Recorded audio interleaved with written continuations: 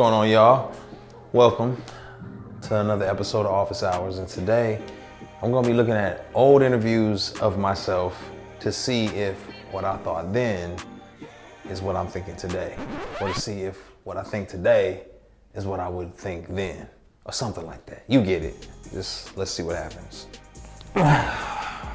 Woo-wee. Before I even listen to this interview, what am I wearing? Man, I can't believe I thought this was fly. Here we go.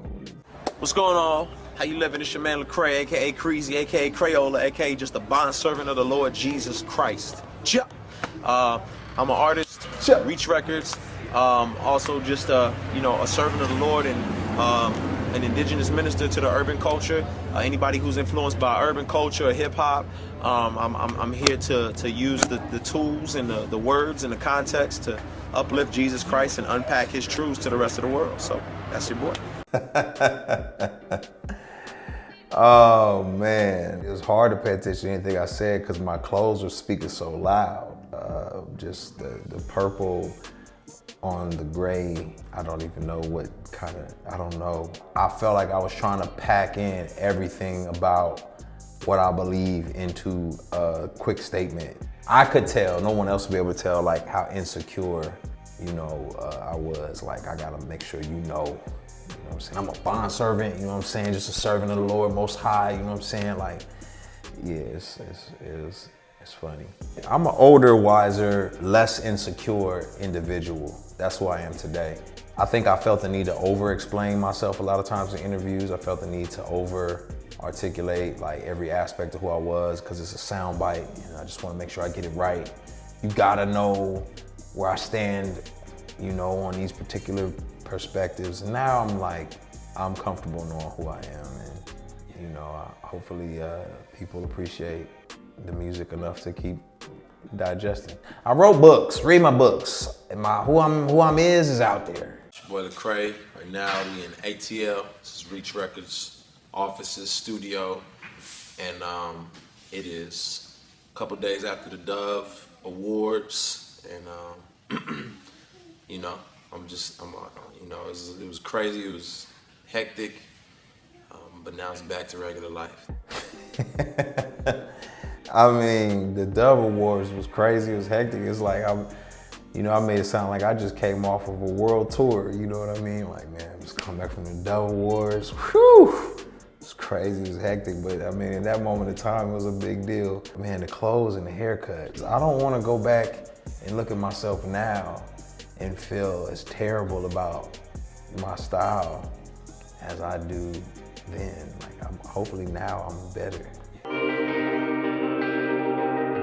I say it how I always say it, is a MC that's authentically Christian but authentically hip hop. I live and breathe that to this day. In that season of my life, I was getting more clarity on how to speak to the world. I needed to help people understand yes, I'm a real rapper, and yes, I'm a real Christian. People didn't realize these worlds could coexist. A lot of folks just at that point in time just was baffled. I forget about that. I was like an alien to people. I forget, people were like, what are you? Doing a cypher, and then you're like, I'm probably the first Christian MC to be on This Is 50. So it was outwardly, explicitly Christian MC. So that's crazy.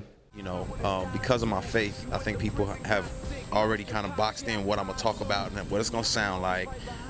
They might even think it's whack, or that it's gonna be a 12-point sermon in every song or something along those lines. And man, that's just not the case, you know what I'm saying? And so I'm a regular person who does a lot of the same stuff that everybody does.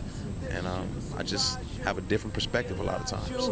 I like that. I agree with that. I don't agree with spitting yellow powder out of my mouth. I wish I would have not done that. That looks terrible. Fast forward. But I agree with that. Kind of man, just because, I subscribe to a Christian faith doesn't necessarily mean I'm about to rap a sermon. I know there's been plenty movies made. Lord of the Rings was written by a Christian, but it's not like a sermon when you watch the movie. Now there's messages within it. If it's just about a message, then you go to the movie theater and just see a message on the screen. But if it's about art, You want the message to be encapsulated in great art. I always ruffle everybody's feathers when I talk about this type of stuff. These questions, these interviews, it's funny, man. Like, I never get this right with people because it takes way more thought than I think most people would like to give it. So it's just easier to take the less controversial road sometimes. I would describe my music as, you know, probably progressive hip hop music, you know what I'm saying? And I think, you know, I just grew up all over the place, but I love just the culture, the art, and the craft of hip hop. So you're gonna get that essence in my music. I mean, Lecrae, the person is a Christian. I have no problem with that or shying away from that. But you know, what I do is hip hop music. You know what I'm saying? And so if I'm a Christian rapper, then Lupe's a Muslim rapper. You know what I'm saying? And so, you know, I MC and let the music stand where it stands.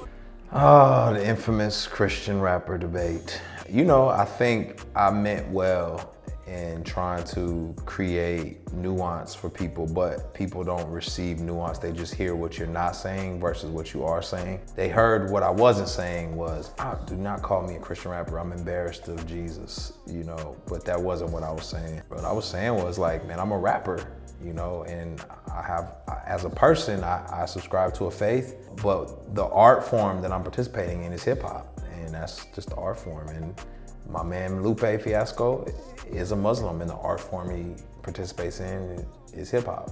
You know, I think people still wrestle with that today, but it don't bother me as much as it used to. The misconceptions people have of me today are probably that I'm not complex. I think they think I'm afraid or ashamed or embarrassed. And really, I'm just always processing. I'm always thinking about various different perspectives. I think it's easy to just say your favorite color is purple. That's very easy. What's harder to do is say, man, I have loved purple, but there are days when I wonder if red is my favorite color or not. You know, that's the harder thing to say. So it's easy to say, I make Christian music, and then there's no more question about it. But you don't endure a lot of tension there. The road without tension, or with more tension, is the road that says, well, when we say Christian music, what are we saying? Are we saying the music has a relationship with, believes in Christ? Or what are we saying when we say this? So the biggest misconception for me now is just that I'm not processing all this stuff, that I just am like, you know, straying away, and oh, you're just so far and you're not what you used to be. And it's not the truth. I'm just growing deeper. If I could talk to the young Lecrae and give him clue him into the journey that I've been on, I want him to understand some cultural, spiritual, social things that he just may not have anticipated. When you're young, you're idealistic. You just think everything kind of works together in a way. Like you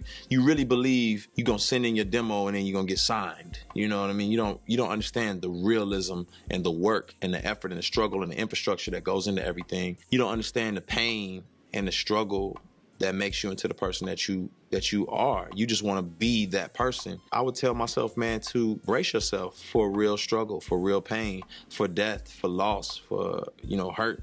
And then as an artist, I would tell myself, you know, what I say, and I put it on the back of the book too. If you live for people's acceptance, you'll die from their rejection. And that's what I would tell people, tell myself, because I was so worried about being accepted. These people to accept me, these people to accept me. And when they don't, you die. You crumble inside, you devastated. But if you already know who you are, like I feel like I'm made in God's image. My worth and value cannot be tainted. You know, you can't add to my worth, you can't take away from it. I was born with it. And so I don't have to fight for your approval or your acceptance. And I want my younger self to know that, be confident in who God made me to be, and be the best me I could be. Man, I feel like I was maturing then. You know, I feel like I was like in a healthier place then. It's so funny, I could see, that was the beginning of the end. It was like I had reached this place of like, all right, I see it.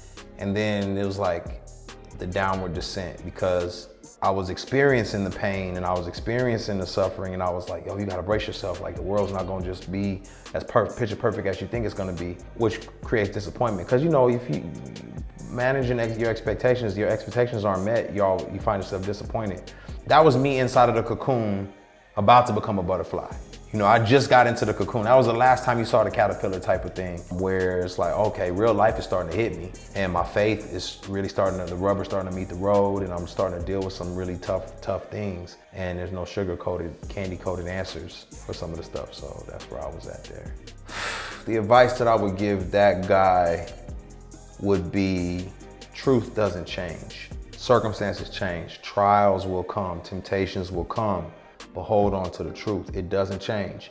Even if the mouths that bring you the truth are usually lying or are foul or are inconsistent, the truth doesn't change. And I wish that guy there would have known that, because I think as non-idealistic as I wanted to be there, as much as I didn't want to be accepted or said I didn't, I was still wrestling with that. Those were realities I knew, but not realities that had been embedded into my everyday life. So yeah, man, that guy did not know the storm that was brewing, but you know, we're a butterfly now.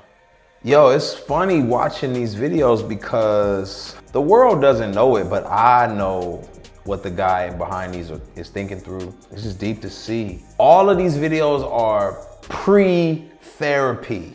So it's like, I see myself now on the other side of therapy and I'm like, oh man, I see what therapy has done for me. It's just, man, go to therapy, kids. It's good for you, man. I'm better for it. You know what I mean? What's going on, y'all? Thank you for checking out my channel. Make sure you hit the like, the subscribe, and ring the bell for the notifications. Also, check me out on social media. Name is spelled LECRAE. God bless y'all.